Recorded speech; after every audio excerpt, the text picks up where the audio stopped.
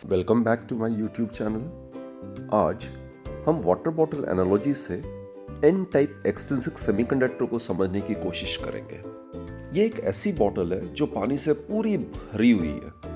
ये valence band को represent कर रहा है और वैलेंस बैंड में बहुत सारे एनर्जी लेवल्स हैं जो कि पूरी पूरी तरीके से ऑक्यूपाइड है वैलेंस इलेक्ट्रॉन से।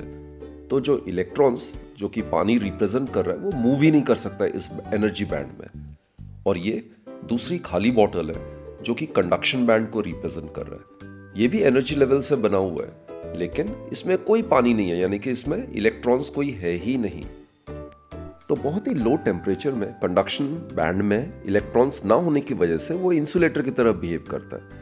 अब रूम टेम्परेचर में थर्मल एजिटेशन की वजह से कुछ इलेक्ट्रॉन्स वैलेंस बैंड से कंडक्शन बैंड में आ जाता है, जो कि मैं ये दर्शा रहा हूँ। एक बॉटल से वैलेंस बैंड से कंडक्शन बैंड में थोड़ा पानी मैंने शिफ्ट कर दिया। अब बच्चों, वैलेंस बैंड से जब इलेक्ट्रॉन गया तो उसमें वैकेंसी क्रिएट हो गया। अब देखिए आप, वो वैकेंसी की मूवमेंट की वजह से इलेक्ट्रॉन्स भी मूव कर रहा है, फ्री स्पेस हो गया। तो जैसे मैं बॉटल को ऊपर नीचे कर रहा हूँ तो ये बबल्स ऑपोजिट डायरेक्शन में मूव कर रहा है, तो वो होल्स को रिप्रेजेंट कर रहा है। और कंडक्शन बैंड में थोड़े बहुत थर्मली जनरेटेड इलेक्ट्रॉन्स को ये रिप्रेजेंट कर रहा है, जो कि फ्री है मूव होने के लिए, लेकिन इनकी संख्या बहुत बहुत कम है, तो इसकी कंडक्टिविटी बहुत कम है। तो ये रही बात इंट्रिंसिक सेमीकंडक्टर की। जब इंट्रिंसिक सेमीकंडक्टर की कंडक्टिविटी को बढ़ाने के लिए डोपिंग करना पड़ता है और एन टाइप एक्सट्रिंसिक सेमीकंडक्टर बनाने के लिए हम पेंटावेलेंट इंप्योरिटी एटम से डोप करते हैं। तो इसको ऐसे आप समझ सकते हैं, अब खाली बॉटल जिसमें कि थोड़ा बहुत पानी था, इलेक्ट्रॉन्स थे थर्मली जनरेटेड, अब उसमें और ज्यादा मैंने पानी फिलअप कर दिया। ये दर्शाता है कि हर पेंटावेलेंट इंप्योरिटी एटम के ऐड करने से एक एक्स्ट्रा इलेक्ट्रॉन आ जाता है। तो अब कंडक्शन बैंड में खूब सारे इलेक्ट्रॉन्स हैं। अब ये पानी यानी कि कंडक्शन इलेक्ट्रॉन्स इस खाली बॉटल में आराम से इजीली मूव कर सकते हैं, जिसकी वजह से एन टाइप में इलेक्ट्रॉन्स मेजॉरिटी कैरियर्स होते हैं और यही करंट कैरी करते हैं। Students, welcome back to my YouTube channel. Students, आज हम एन टाइप एक्सट्रिंसिक सेमीकंडक्टर को डिस्कस करेंगे। हमने प्रीवियस सेशन में इंट्रिंसिक सेमीकंडक्टर को डिस्कस किया था, जो कि प्योर सेमीकंडक्टर होता है, राइट।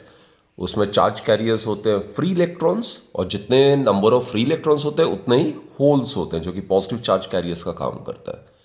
हमने ये डिस्कस किया था कि इंट्रिंसिक में कंडक्टिविटी जो है वो बहुत बहुत कम होती है, तो उसका कोई प्रैक्टिकल यूज नहीं हो पाता है, राइट। तो उसको हम डोपिंग करते हैं, और स्मॉल अमाउंट में भी अगर डोप करते हैं 1:10⁶ रेशियो में, तो भी किस तरीके से कंडक्टिविटी एनहांस हो जाती है, वही चीज आज हम डिस्कस करेंगे, right. So let's begin this session. So N type extensive semiconductor means जब हम ग्रुप 15 के एलिमेंट्स, यानी कि जिनके 5 वैलेंस इलेक्ट्रॉन्स होते हैं, उन इंप्योरिटी एटम्स को जब हम प्योर सेमीकंडक्टर में डोप करते हैं, तो हमें जो एक्सट्रिंसिक सेमीकंडक्टर मिलता है, जो इम्प्योर सेमीकंडक्टर मिलता है, उसको हम एन टाइप एक्सट्रिंसिक सेमीकंडक्टर कहते हैं, right. So basically n type extrinsic semiconductor is obtained by doping a pure semiconductor with pentavalent impurity atoms। और बच्चों, ग्रुप 15 के जो एलिमेंट्स है वो आर्सेनिक हो सकता है, एंटीमनी हो सकता है, या फॉस्फोरस हो सकता है, राइट। तो किसी भी इंप्योरिटी एटम्स को आप यूज कर सकते हो जिनमें 5 वैलेंस इलेक्ट्रॉन्स हैं। So this is suppose the crystal, right. Pure अगर सिलिकॉन क्रिस्टल है जो कि इंट्रिंसिक है, तो उसमें हर एक जो एटम होगा क्रिस्टल में वो आइडेंटिकल होगा। And as we are aware, each semiconductor atom, silicon और germanium, it has got 4 valence electrons. तो बच्चों, ये आपस में इलेक्ट्रॉन्स की शेयरिंग होती है and formation of covalent bond takes place. This we have already discussed. और कुछ भी अगर डाउट है बच्चों, तो आप लोग ज़रूर मेरे प्रीवियस वीडियोस को ज़रूर रेफर कीजिए अपने कॉन्सेप्ट्स को क्लियर करने के लिए। So these are the 4 valence electrons which I am representing. ये सिलिकॉन के 4 वैलेंस इलेक्ट्रॉन्स हैं, ये सिलिकॉन के मैं 4 वैलेंस इलेक्ट्रॉन्स ड्रॉ कर रहा हूँ like this, and these are the 4 valence electrons of this silicon atom. अब बच्चे, जिस तरीके से हम डोपिंग करते हैं, doping is to be done in the small ratio 1:10⁶, यानी कि 1 मिलियन सिलिकॉन एटम्स के बीच में सिर्फ एक इम्प्यूरिटी एटम होगा। तो इस रेशियो में ही हम नॉर्मली डोपिंग करते हैं।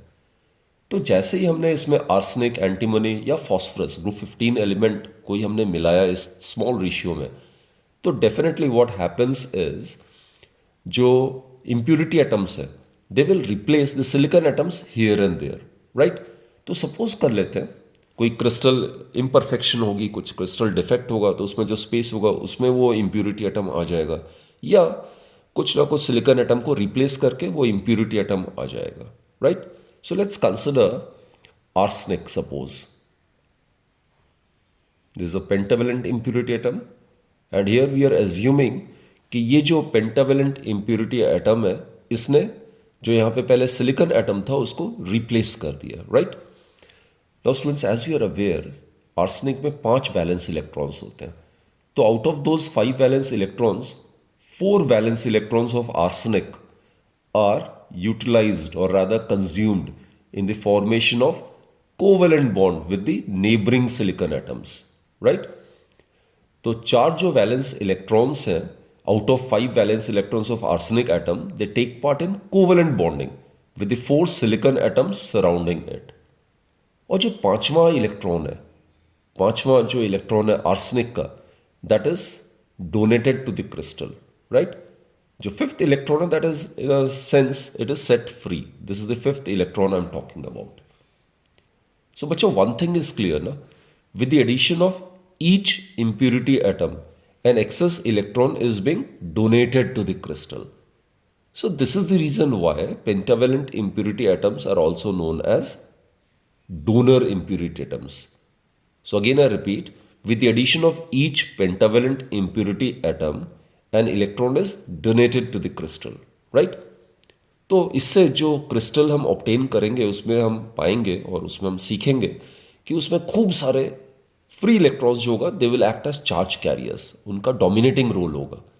इसीलिए जो इम्प्योर सेमीकंडक्टर हम ऑब्टेन करते हैं ग्रुप 15 एलिमेंट के डोपिंग के बाद, तो उसको हम कहते हैं N type extrinsic semiconductor.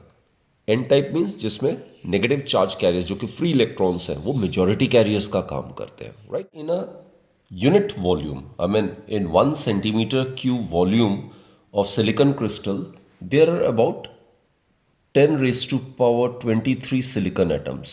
That the number density of silicon atoms. Again मैं रिपीट कर रहा हूँ बच्चों, यूनिट वॉल्यूम मतलब 1 centimeter cube volume of silicon crystal में लगभग 10⁻23 सिलिकॉन एटम्स होते हैं।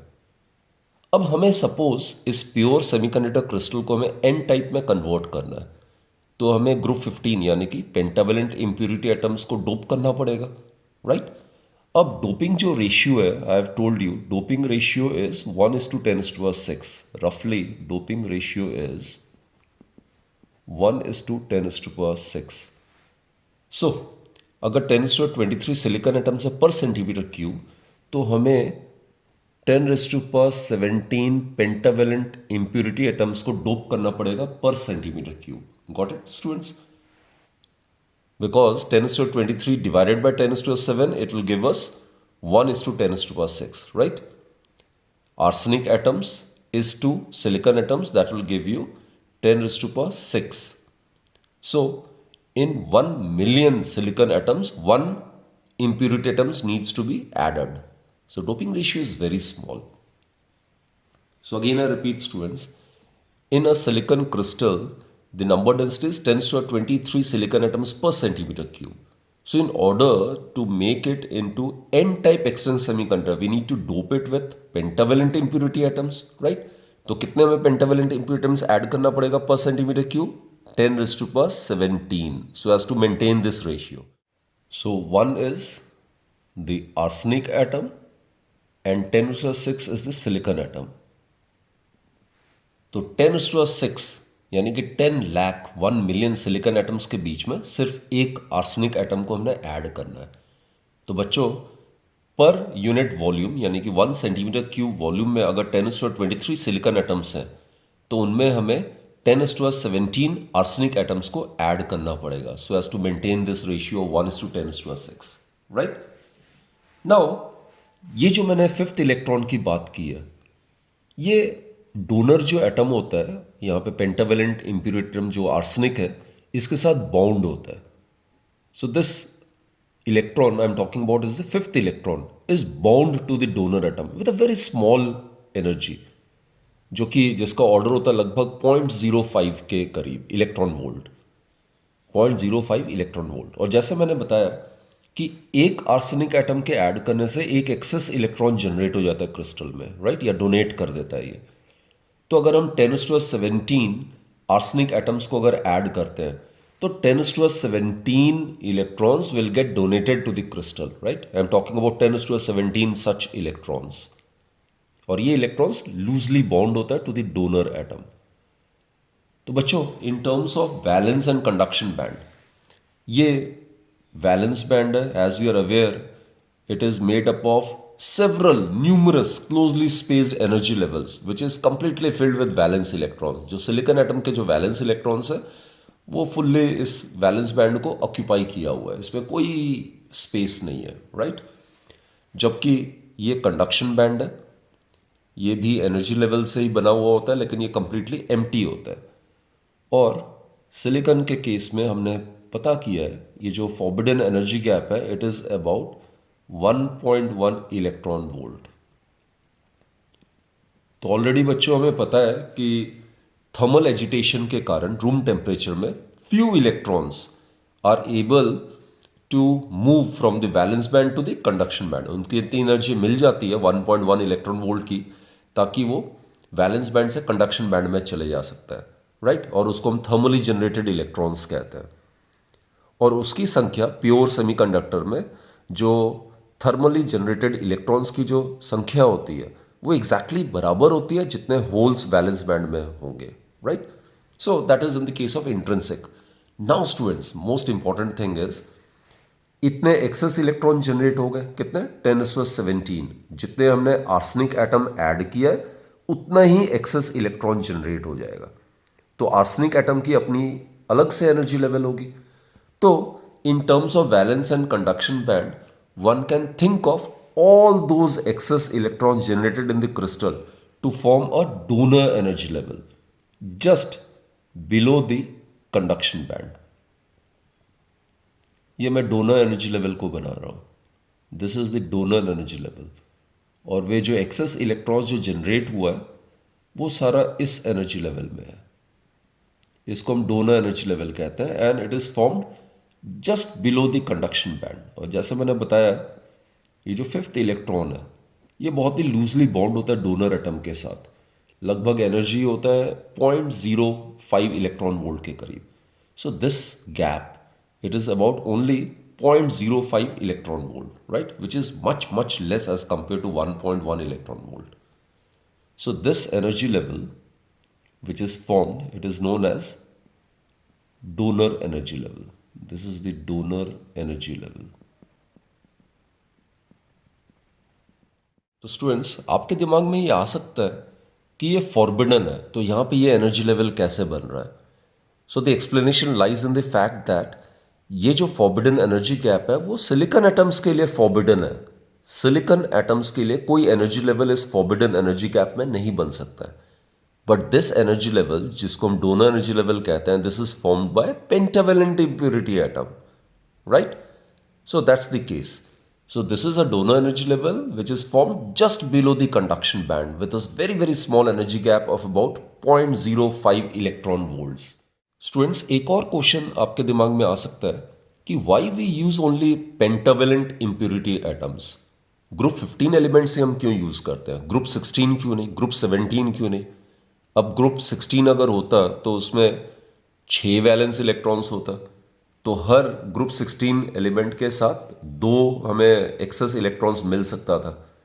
तो वो हम क्यों नहीं यूज़ करते डोपिंग में. तो उसका रीज़न बच्चों ये है कि ग्रुप 16 का अगर हम यूज़ करें तो उसमें जो एनर्जी लेवल है, डोनर एनर्जी लेवल, वो कहीं जाके नीचे बनता है, काफ़ी कंडक्शन बैंड से दूर, यानी कि यहाँ पे कहीं पे बनता है, ओवर हियर. तो वैसे एक्सेस इलेक्ट्रॉन्स होने का कोई फ़ायदा ही नहीं था क्योंकि उनको एनर्जी काफ़ी चाहिए होगी कंडक्शन बैंड में जाने के लिए. तो सिर्फ ग्रुप 15 जो एलिमेंट्स है उन्हीं का एनर्जी लेवल जो है एक्सेस इलेक्ट्रॉन्स की मैं बात कर रहा हूँ बिल्कुल कंडक्शन बैंड के नीचे बनता है. ताकि थोड़ी भी बहुत भी अगर एनर्जी मिलती है उनको, जो कि थर्मल एजिटेशन में आराम से उनको अवेल हो जाता है, तो these electrons can easily jump to the conduction band. और एक बार जब कंडक्शन बैंड में आ जाता है तो it will become free, it will act as free charge carriers. तो बहुत ज़्यादा चार्ज कैरियर्स होने की वजह से इसकी कंडक्टिविटी रिमार्केबली इंप्रूव हो जाती है। सो स्टूडेंट्स, जैसा मैंने कहा था, नॉर्मल रूम टेम्परेचर में भी कुछ वैलेंस इलेक्ट्रॉन्स जो है वो वैलेंस बैंड से कंडक्शन बैंड में आ जाता है, उसको हम थर्मली जनरेटेड इलेक्ट्रॉन्स कहते हैं। और इंट्रिंसिक सेमीकंडक्टर में पता है जितने थर्मली जनरेटेड इलेक्ट्रॉन्स होते हैं कंडक्शन बैंड में, एग्जैक्टली उतने ही नंबर ऑफ होल्स होते हैं वैलेंस बैंड में। लेकिन यहाँ पे इन एक्सेस इलेक्ट्रॉन्स के आ जाने से अब जो इलेक्ट्रॉन्स की संख्या है कंडक्शन बैंड में वो बहुत बहुत बहुत ज़्यादा हो जाएगी। So, in the n-type extrinsic semiconductor, the free electrons will act as majority charge carriers while the holes will act as minority charge carriers, right? So that is the very reason why the extrinsic semiconductors obtained is known as n-type extrinsic semiconductor. n-type, n का मतलब जिसमें negative charge carriers dominating role play करता है। और ये जो collectively जो majority charge carriers है फ्री इलेक्ट्रॉन्स और माइनॉरिटी चार्ज कैरियर्स है होल्स, उनको कलेक्टिवली हम एक्सट्रिंसिक चार्ज कैरियर्स भी कह सकते हैं। तो स्टूडेंट्स, अगर Ne number density of electrons in the conduction band है, नंबर डेंसिटी मतलब number of electrons per unit volume, तो इनकी संख्या लगभग नंबर ऑफ डोनर एटम्स के इक्वल होगा। Just now we have stated with the addition of each pentavalent impurity atom an excess electron is generated in the crystal, right? तो बच्चे अगर 10⁻17 arsenic atoms पर सेंटीमीटर क्यूब अगर हम add करते हैं तो 10⁻17 एक्सेस इलेक्ट्रॉन्स इस क्रिस्टल में जनरेट हो जाएगा। तो पहले से ऑलरेडी यहाँ पे थर्मली जनरेटेड इलेक्ट्रॉन्स है लेकिन उनकी संख्या बहुत कम है, तो लगभग जो नंबर डेंसिटी ऑफ इलेक्ट्रॉन्स हैं कंडक्शन बैंड में वो लगभग जितने नंबर ऑफ डोनर एटम्स हैं लगभग उसके आसपास होगी, right? And it must be very very large as compared to the number density of holes in the valence band. ये जो होल्स है वो थर्मली जनरेटेड इलेक्ट्रॉन्स की वजह से ही यहाँ पे वैकेंसी क्रिएट हुआ है जिनकी संख्या कम होती है। So the number density of electrons in the conduction band is roughly equal to the number of donor impurity atoms, which in turn is very very large as compared to the number density of holes. तो students, हमने पाया कि जो energy level है, donor energy level, वो just conduction band के नीचे बनता है with a small energy gap of 0.05 electron volt. इसका सिग्निफिकेंस ये है कि a very small energy supplied which can be made avail to the electrons on the donor energy level through thermal agitation, I mean even at room temperature। तो इतनी small energy आराम से supply हो सकती है, तो वो electrons in the donor energy level को एक्साइट कर देगी so as to make it reach to the conduction band, जिसकी वजह से सेमीकंडक्टर जो हम ऑब्टेन कर रहे हैं उसकी कंडक्टिविटी रिमार्केबली इंप्रूव हो जाएगी, राइट? सो इतने स्मॉल रेशियो में डोपिंग करने से भी सेमीकंडक्टर की कंडक्टिविटी रिमार्केबली इंप्रूव हो जाती है। That's the purpose of doping और adding impurity atoms to a pure semiconductor crystal. Students, we have just now discussed that in a n-type extrinsic semiconductor, the number of electrons in the conduction band is very very large as compared to the number of holes in the valence band, right? तो ये मैंने n-type semiconductor को मैंने external source से मैंने connect कर दिया। तो इलेक्ट्रिक फील्ड की डायरेक्शन क्या होगी? From higher potential to lower potential, and this is the direction of the conventional current. Inside the n type semiconductor, the electrons which are large in number, they will act as majority charge carriers and they will move in a direction opposite to that of the applied field. So they will be moving from right to left, isn't it, along this direction. और बच्चों यहाँ पे जो holes है, जो minority carriers है, उनको भी मैं शो कर देता हूँ। These are the holes, these are in very small quantity. Holes being positive charge carriers, it will drift in the opposite direction, right? That is along the direction of the electric field, opposite to the direction of motion of the free electrons. तो यहाँ पे जो resultant जो current होगा, that is obviously given by the current due to the movement of free electrons plus the current due to the movement of positive charge carriers, which are the holes Here, in the case of N-type extrinsic semiconductor, IE is very, very large as compared to IH, isn't it? Holes are the minority carriers, electrons are the majority carriers. So therefore, the net current can be considered to be approximately equal to the current constituted by the movement of free electrons, right? So in this case, I is approximately equal to IE. It is the free electron current. So basically what I mean to say is that here in the N-type extrinsic semiconductor, the free electrons will act a dominating role, right? So that is the reason why the extrinsic semiconductors obtained is known as N-type extrinsic semiconductor. तो बच्चों यहाँ पे एक और चीज़ बताना बहुत ही ज़रूरी है कि जो पेंटावेलेंट इम्प्योरिटी एटम है, जब वो अपना 5th इलेक्ट्रॉन डोनेट कर देता है सिलिकॉन क्रिस्टल को, तो वो डोनर एटम पहले जो इलेक्ट्रिकली न्यूट्रल था, अब क्या हो जाएगा, एक इलेक्ट्रॉन लूज करने की वजह से वो पॉजिटिवली चार्ज्ड आयन हो जाएगा। लेकिन ये जो पॉजिटिवली चार्ज्ड आयन है ये इमोबाइल होता है।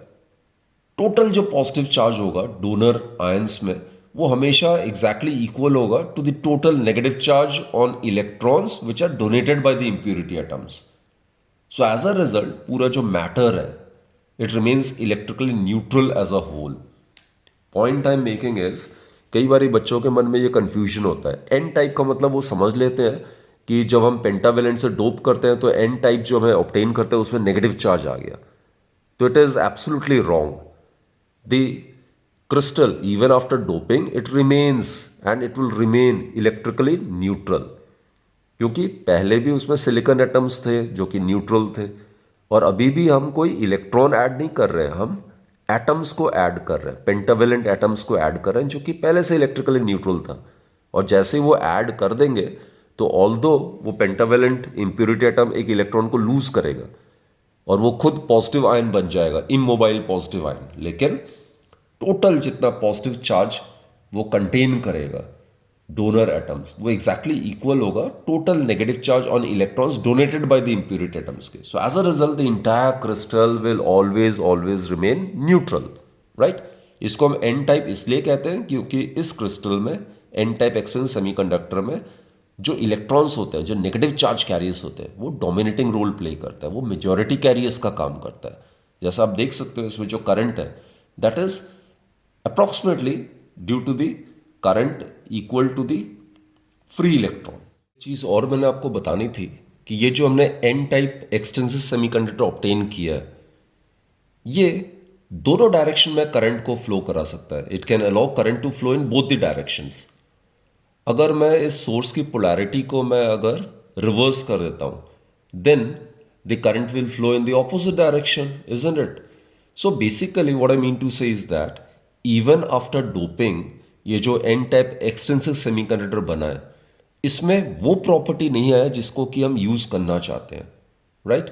ये जो एन टाइप बना है ये just it will act as a resistor allowing current to flow in both the directions just like a wire but less conductive than a metal।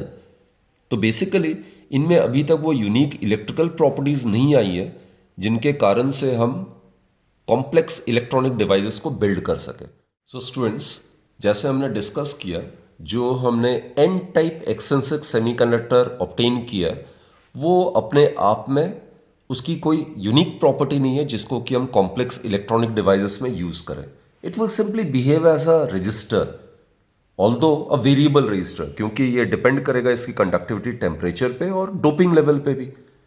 तो ये नॉर्मल एक रजिस्टर या आप कह सकते हो एक वायर की तरह बिहेव करेगा जिसकी की लेस कंडक्टिव पावर है as compare to that of a metal. तो अगर हम चाहते हैं कि इसको कॉम्प्लेक्स इलेक्ट्रॉनिक डिवाइसेस में हम इसके यूनिक प्रॉपर्टी को यूज करें तो उसके लिए we need to combine P section as well as N section semiconductor crystals so as to form a junction diode। तो बच्चों ये जो PN junction diode है ये हमने subsequent sessions में ये टॉपिक हमने कवर करना है। तो students keep watching my videos and make your concepts very clear and Do subscribe my channel and recommend my channel to your friends. Thank you students. Thank you for watching.